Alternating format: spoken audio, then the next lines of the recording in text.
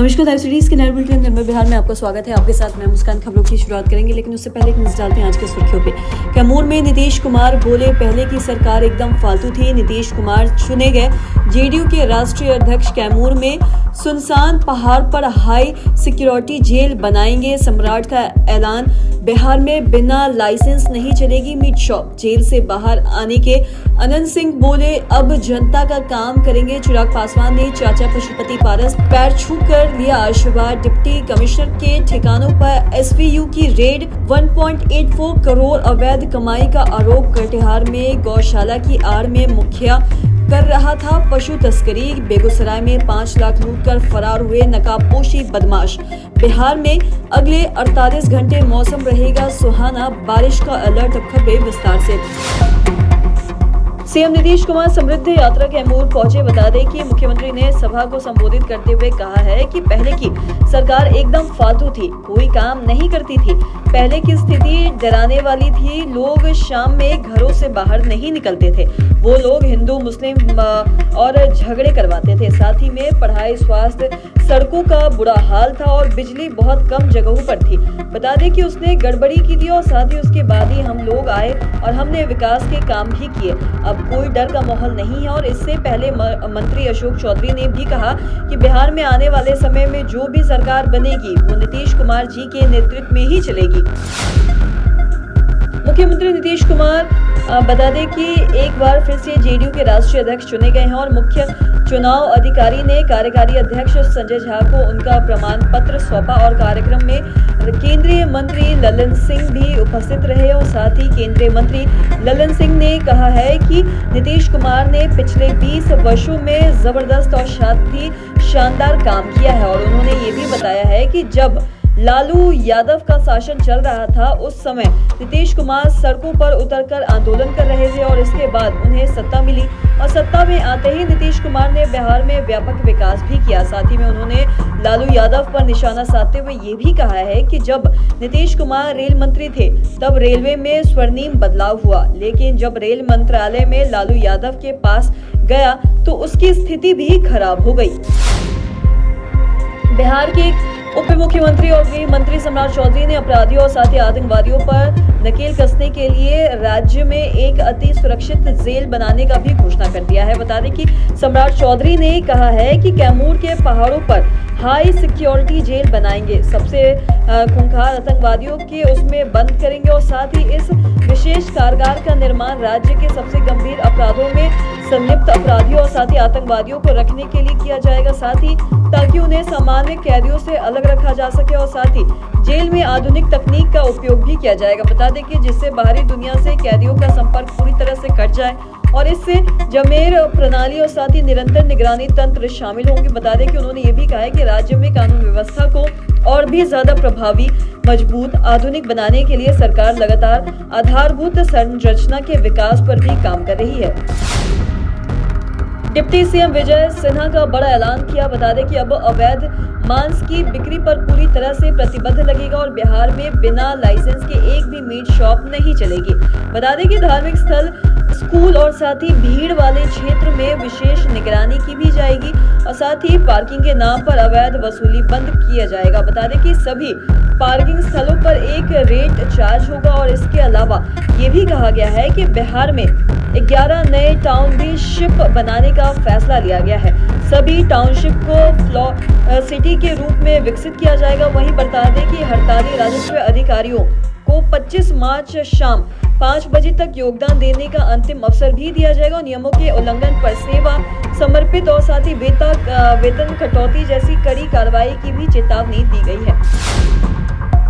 दुलाचंद हत्याकांड में 141 दिन जेल में रहने के बाद अनंत सिंह रिहा हो चुके हैं और वो पटना से मोकामा के लिए निकल गए हैं। बता दें कि जेडीयू विधायक ने ये भी कहा है कि बढ़िया में माता का दर्शन किया और साथ ही 15 दिन बाद जाएंगे। उन्होंने ये भी कहा है कि अब वो चुनाव नहीं लड़ेंगे। उनका बेटा अगर मोकामा में घूमेगा, लोगों की मदद करेगा तो चुनाव लड़ेगा। अनंत सिंह के साथ 200 गाड़ियों का काफिला भी चला और साथ ही बता दें कि अथम गोला में अनंत सिंह का स्वागत भी किया गया और इस दौरान समर्थकों ने अनंत सिंह को शेरे बिहार बताया और जगह जगह पर समर्थक अनंत सिंह के स्वागत के लिए माला लिए खड़े थे और साथ ही अनंत सिंह अब अपने पैतृक गांव नदवा भी पहुंचे और यहां उन्होंने कुलदेवी की पूजा की। और साथ ही बता दें कि मंदिर के पुजारी ने यह भी कहा कि एक भोले बाबा का मंदिर बनवा दीजिए। इस पर अनंत सिंह ने कहा कि हम बनवा देंगे।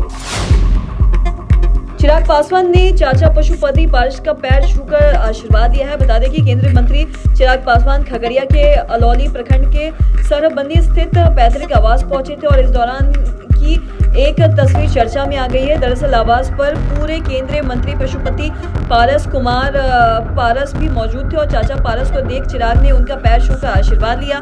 फिर दोनों के बीच काफी देर तक आपस में बातचीत भी हुई, लेकिन चाचा भतीजे के बीच क्या बात हुई यह पता नहीं चल पाया है। और इसके बाद छोटे भाई प्रिंस राज से भी मुलाकात की। दोनों भाई ने एक दूसरे को गले लगाया और जानकारी के मुताबिक चिराग पासवान अपने दिवंगत चाचा अर्जुन पासवान को श्रद्धांजलि देने पहुंचे थे और इस दौरान चिराग पासवान ने बड़ी मां राजकुमारी देवी से भी मुलाकात की थी और जैसे ही चिराग ने उनके पैर छुए बड़ी मां ने उन्हें गले लगा लिया और इस दौरान चिराग पासवान की आंखों से आंसू छलक पड़ा। डिप्टी कमिश्नर के ठिकानों पर एसवीयू की रेड में 1.84 करोड़ अवैध कमाई का आरोप भी। शिवहर के deputy development commissioner Brijesh Kumar की कई ठिकानों पर रेड हुई। बता दें कि एसवीयू की टीम एक साथ शिवहर, बेतिया और साथ ही सीतामढ़ी में छापेमारी की और विशेष निगरानी की टीम शिवहर में ब्रिजेश कुमार के आवास पर दफ्तर में फाइलों को खंगाला और बताया जा रहा है कि ब्रिजेश कुमार के पैतृक घर मोतिहारी में भी जांच एजेंसी ने दबिश दी और आरोप है कि ब्रिजेश कुमार ने सरकारी सेवा के दौरान अलग अलग पदों पर रहते हुए अवैध तरीके से करीब 1,84,32,900 रुपए की संपत्ति अर्जित की है और साथ ही उनके आय स्रोतों से अधिक रेड है। और साथ ही रेड के दौरान ब्रिजेश कुमार शिवहर स्थित अपने आवास पर ही नजर आए और जांच टीम घर का एक सामान चेक भी किया गया। कटिहार जिले में गौशाला की आड़ में चल रहे पशु तस्करी के बड़े रैकेट का खुलासा किया गया है। बता दें कि पुलिस ने आजमनगर थाना क्षेत्र के बेड़िया चादरपुर गांव के मुखिया मोहम्मद महबूब को गिरफ्तार कर लिया और जो इस पूरे नेटवर्क का मास्टरमाइंड बताया जा रहा है। और साथ ही जांच में सामने आया है कि मोहम्मद महबूब ने SPCA के नाम पर एक सोसाइटी बनाकर जब्त किए गए और साथ ही मवेशियों को गौशाला में रखने का भी जिम्मा लिया गया और साथ ही आरोप है कि वह इन्हीं मवेशियों को बाद में अवैध रूप से बेचकर तस्करी करता था। और पुलिस को गुप्त सूचना मिलने के बाद तो रिकॉर्ड के अनुसार वहां 270 मवेशी होने चाहिए, लेकिन मौके के पे केवल 155 मवेशी ही पाए गए।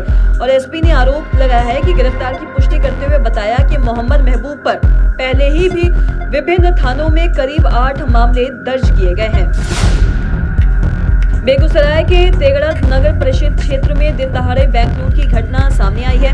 एक्सिस बैंक की शाखा को अपराधियों ने निशाना बनाया और साथ ही घटना के बाद इलाके में अफरा तफरी का माहौल बन गया और सूचना मिलते ही पुलिस मौके पर पहुंची और मामला की गंभीरता को देखते हुए जांच भी तेज कर दी गई है। और प्रत्यक्षदर्शियों के अनुसार 6 अपराधी 3 बाइक पर सवार होकर बैंक पहुंचे थे और सभी अपराधियों ने अपने चेहरे ढक रखे थे और बैंक में घुसते ही उन्होंने कर्मचारियों और साथ ही ग्राहकों को डराया और धमकाया। इसके बाद कैश काउंटर से पैसे लूट लिए और घटना को अंजाम देकर सभी अपराधी तेजी से फरार हो गए। और साथ ही प्रारंभिक जानकारी के मुताबिक अपराधी बैंक से करीब 4 से 5 लाख रुपए लेकर भागे हैं।